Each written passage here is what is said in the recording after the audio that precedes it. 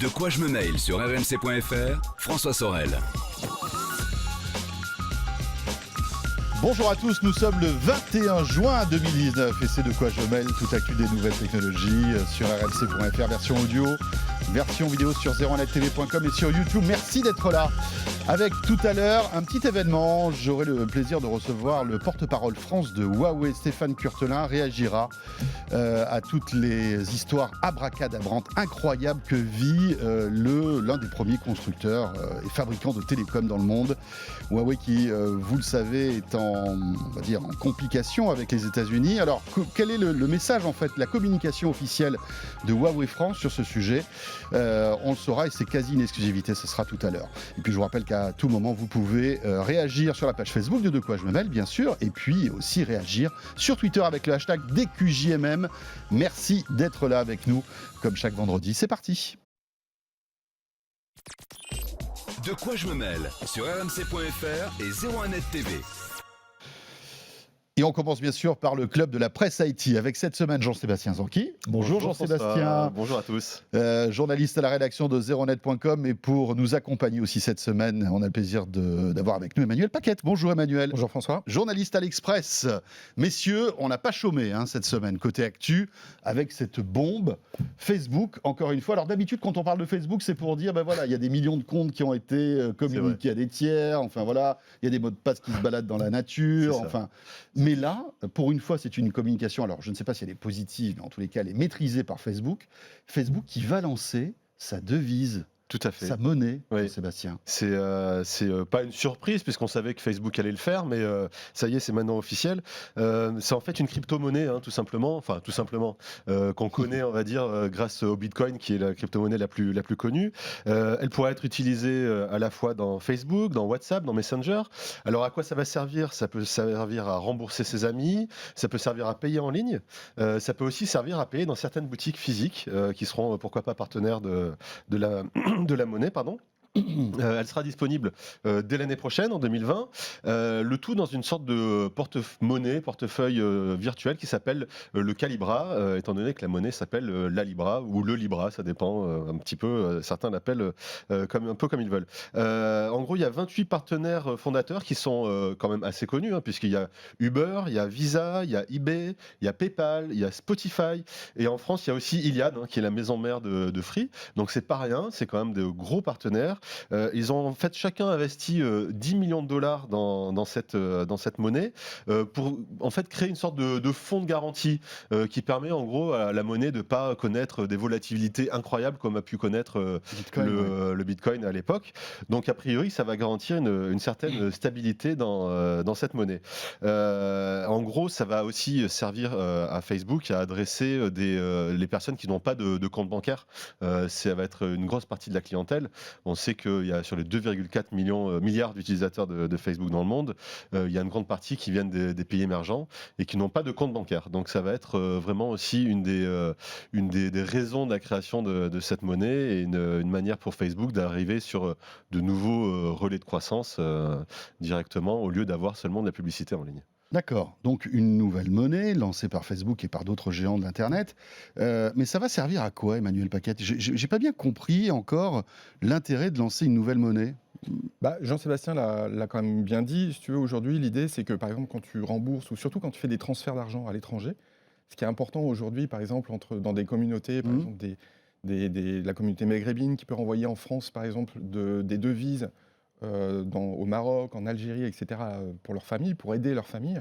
Et ça se répète un peu partout sur la planète. À ce moment-là, il y a des gros frais de transaction qui sont pris par les banques ou par les intermédiaires. Oui, les Western Union, etc. Exactement. Là, il n'y en aura plus. Donc, c'est très avantageux du côté des utilisateurs. Donc ça, c'est quand même un élément important. Alors après, ça pose d'autres questions, parce que ces transferts d'argent comme ça qui ne seront plus taxés, ça pose une autre question qui est celle à quoi sert cet argent? Est-ce que c'est du financement du terrorisme? Est-ce que c'est vraiment pour aider la famille? Est-ce que c'est du blanchiment d'argent? Et aujourd'hui, c'est des vraies questions que se posent les pays, la France, les États-Unis. Il y a même aux États-Unis, il y a des élus qui ont demandé déjà un moratoire à Facebook pour être sûr que déjà, d'une part, cette monnaie ne va pas à l'encontre des monnaies existantes, puisque aujourd'hui, le Libra, si on a bien compris, va être plus ou moins adossé à un panier de monnaie dans lequel il y aura le dollar, l'euro, le yen, donc pour assurer une forme de stabilité de cette monnaie, pour pas qu'elle soit, comme tu le disais tout à l'heure, Jean-Sébastien, qu'il y ait des fluctuations massives de cette devise et qu'il y ait des gens qui jouent là-dessus. Donc ça, c'est le premier point. Et le deuxième point, c'est de se dire où va l'argent, est-ce qu'on peut la tracer, et est-ce que les forces de l'ordre, en gros, ou Tracfin en France, qui est le service de renseignement qui touche directement au flux financier, peut réaliser des enquêtes sur des volumes d'argent qui peuvent passer par des gens qui ne sont pas responsables de ça, parce qu'aujourd'hui les banques, elles sont responsables, elles doivent donner les éléments dès qu'il y a des transferts d'argent aux forces de l'ordre par exemple, ou aux enquêteurs. Là, est-ce que Facebook va répondre à ça? C'est compliqué, parce que déjà aujourd'hui, ils ne répondent pas la plupart du temps à des demandes des forces de police basées en France. Donc ça pose quand même beaucoup de questions. Et puis on verra sur la mise en place d'ici 2020 comment tout ça va se mettre en place. Qui dit monnaie dit billet, il y aura des billets Libra? Non, c'est vraiment une monnaie virtuelle. C'est une monnaie virtuelle, on est d'accord. C'est une monnaie virtuelle qui vraiment fonctionne sur une sorte de melting pot de technologies qui sont déjà utilisées dans d'autres crypto-monnaies. En gros, les transactions sont inscrites dans un registre qui est un registre blockchain, comme pour le Bitcoin. Donc il y aura quand même une traçabilité, une sécurité. Il y a normalement une hyper traçabilité, importante. sécurité. Et Facebook dit qu'on pourra justement, ils donneront accès à certaines données quand il y aura une volonté d'enquête sur des transactions, pourquoi pas criminelles ou voilà, fiscales. Enfin, on peut tout imaginer. Bien sûr. Ça peut être. Par exemple, le Bitcoin a été pas mal utilisé en Chine à un moment donné, puisque les autorités chinoises demandaient à ce que les devises chinoises restent en Chine. Et il y a des gens assez fortunés qui voulaient sortir les devises de Chine parce qu'il y avait des risques, notamment avec de fluctuations du yuan, et des risques de récession aussi de l'économie chinoise, en tout cas de fort ralentissement. Et donc, il valait mieux pour eux acheter du dollar, enfin des monnaies un peu plus stables. Et du coup, ils ont utilisé, pour bypasser en gros l'autorité chinoise, ils ont utilisé le Bitcoin pour sortir des devises du territoire. Donc demain, ça veut dire que cette monnaie-là est plus forte que l'autorité chinoise quand même. Donc, en tout cas pour le Bitcoin, demain, on peut penser que Facebook, le Libra de Facebook pourrait être utilisé dans le même sens, en Russie, en Chine, etc. Et voir, quand il y a une perte de confiance dans la monnaie locale, se substituer d'une certaine façon à la monnaie locale. Donc ça pose aussi des questions de la puissance de Facebook qui peut se substituer à la puissance d'un État. Alors, vraisemblablement pas en Europe, par exemple, ou pas aux États-Unis, puisque là, ce sont des économies importantes, avec des États importants, mais dans des États plus faibles, en Afrique, etc., quid des pays émergents. Exactement, surtout avec ce que disait Jean-Sébastien, beaucoup de gens qui ne sont non bancarisés. Parce que c'est vrai que nous, Français, ça ne va pas changer grand-chose finalement. Enfin, sauf peut-être pour les petites transactions, parce que c'est ce qu'on dit aussi. Ça peut aider sur les remboursements. Voilà, comme on dit, il n'y a pas beaucoup d'applications vraiment universelles. Alors, il y a PayPal qui fait ça. Oui, mais tout le monde n'a pas PayPal, tout le monde n'a pas LiftPay, tout le monde n'a pas... Mais est-ce que tout le monde va acheter des Libra? Parce que en tout cas, tout le monde a Facebook, donc ça va être une facilité pour les gens d'arriver à se rembourser comme ça. Donc l'idée, c'est qu'avec mon compte Facebook, je vais pouvoir, via ma carte bancaire, en euros, acheter des Libra, c'est ça, que je vais garder dans une cagnotte et que je pourrai dépenser dans tous les services qui seront compatibles avec cette monnaie. C'est bien ça. Exactement. Alors là où effectivement, tu soulignes un point indirectement aujourd'hui dont on n'a pas la réponse, c'est une fois que j'ai ces Libra, comment je peux les convertir en monnaie, par exemple en euros. Aujourd'hui, pour un Bitcoin, quand on a une Bitcoin, on peut le mettre sur un token, donc sur une clé par exemple. Et il y a des distributeurs physiques dans certains pays, notamment aux États-Unis, dans lesquels on arrive et on peut sortir des Bitcoins en dollars. Donc la conversion dans l'autre sens est possible. Là, pour l'instant, on ne sait pas si le Libra va pouvoir être reconverti dans une monnaie locale, en euros, etc. Pour l'instant, le système est peut-être plutôt fermé, c'est-à-dire je transforme mes euros en Libra et après j'échange en Libra, mais uniquement en Libra. Je ne sais pas si le mouvement inverse sera possible. Voilà. Pourquoi Apple et Google n'y sont pas? On a une idée ou pas? Pas vraiment, mais moi non, mais en tout cas, ils ont déjà des systèmes de paiement qui existent, que ce soit Android Pay, Apple Pay, qui sont eux adossés à des banques et des cartes elles, bien réelles, on va dire. Mais en tout cas, ils n'ont pas effectivement de crypto-monnaie. Oui, alors je pense qu'il y a probablement une autre type d'explication, c'est que Facebook aujourd'hui vide la donnée, et donc demain, avec le Libra, va pouvoir avoir des données encore plus massives sur qu'est-ce que tu achètes, quel type de transaction, à quel moment. Et donc va pouvoir enrichir sa base de connaissances sur ton comportement d'achat et vraisemblablement le monétiser d'une manière ou d'une autre avec des annonceurs. Ça semble être là le cœur du modèle économique. Apple, tu as bien vu qu'aujourd'hui, leur discours, c'est de dire, nous, les données, ça ne nous intéresse pas, on veut justement vous protéger. Et donc, ils s'adossent plutôt à des banques, alors que Facebook veut désintermédier les banques, c'est-à-dire se passer des banques et enlever aux banques la relation qu'elle a directement avec les clients. et avoir une relation directe entre Facebook et le client et l'utilisateur du Libra. Donc on voit que Facebook est en train d'ouvrir un front vis-à-vis des banques, quand Apple et Google sont plutôt aujourd'hui en train de travailler avec les banques. Donc c'est pas du tout la même approche, et avec des modèles économiques qui sont différents, en tout cas pour Apple, qui est de dire nous la donnée ne nous intéresse pas.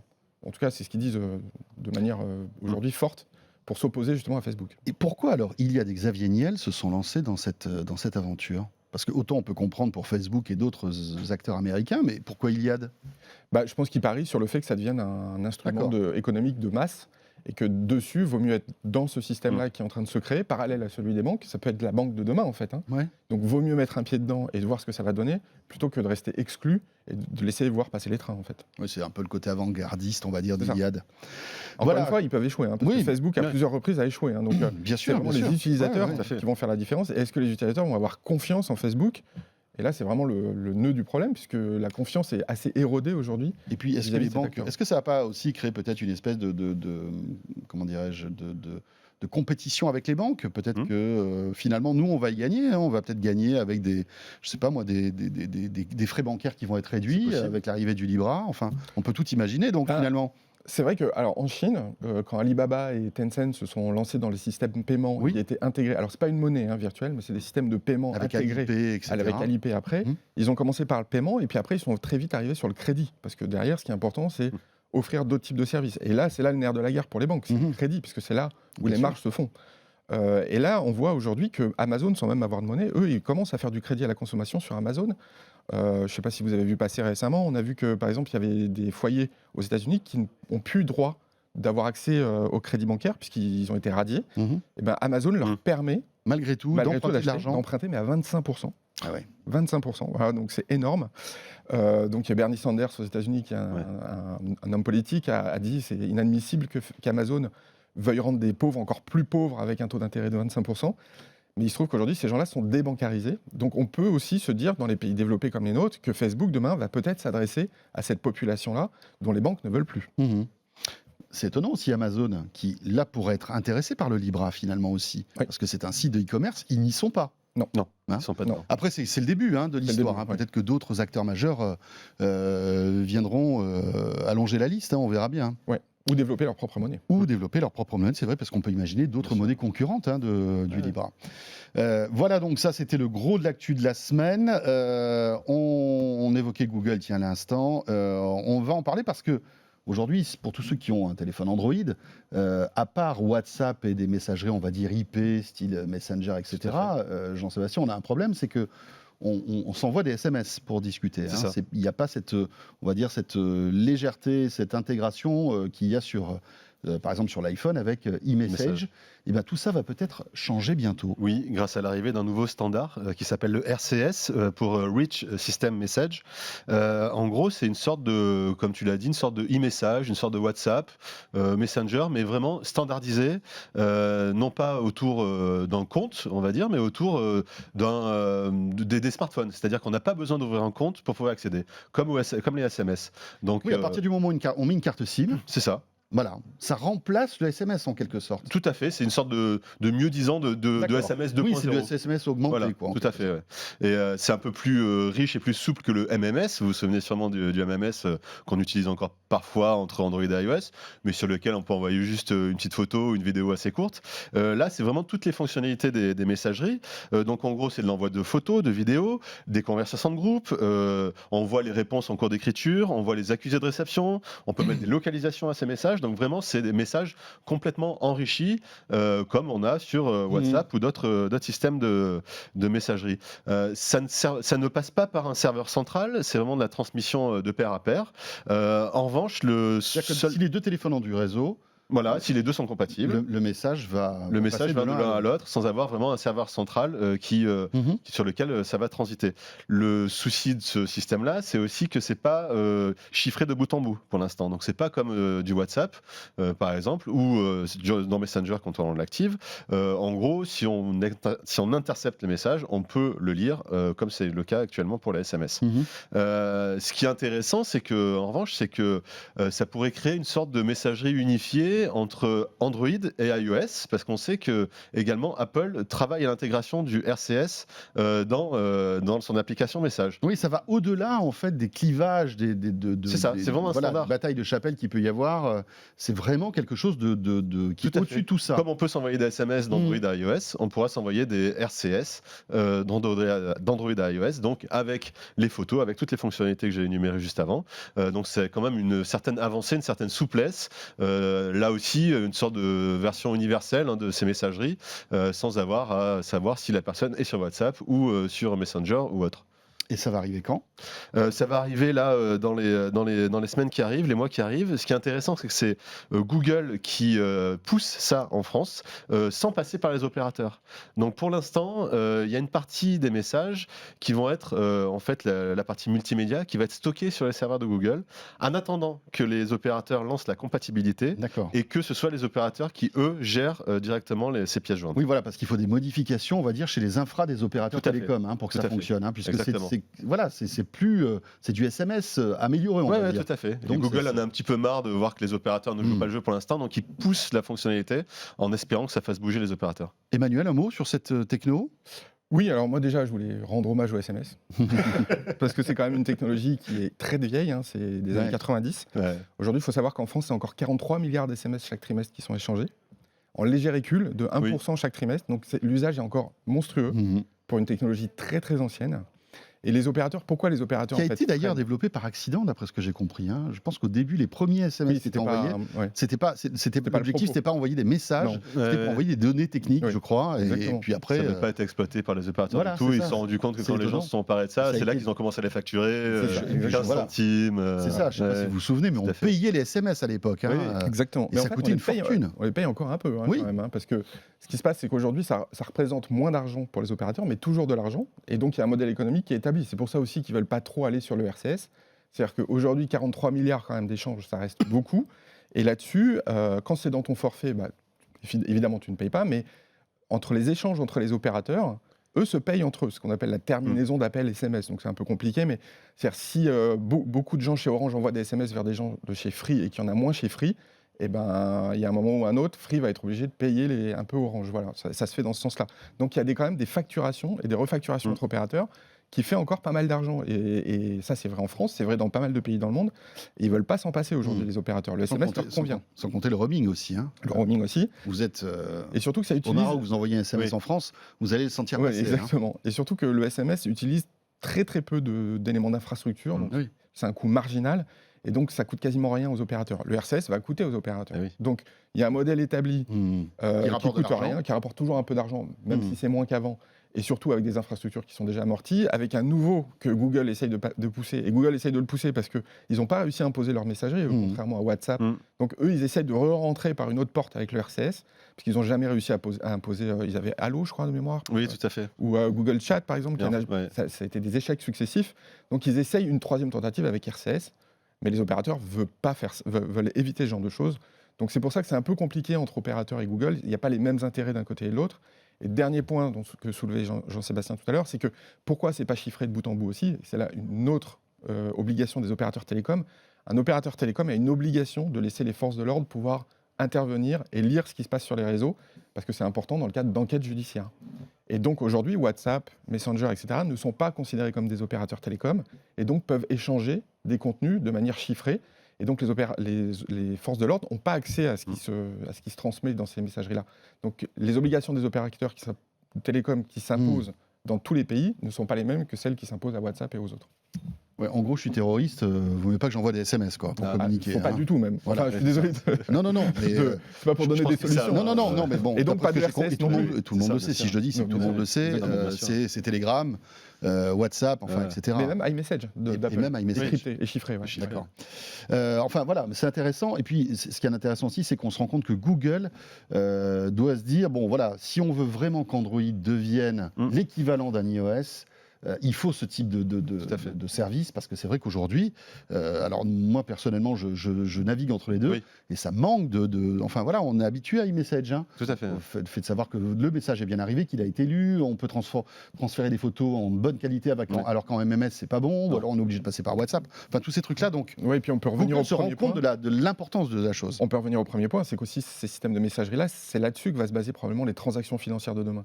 Donc si Google est exclu des systèmes de messagerie, ils ne pourront pas aller sur le système bancaire et eux-mêmes pousser des systèmes de paiement.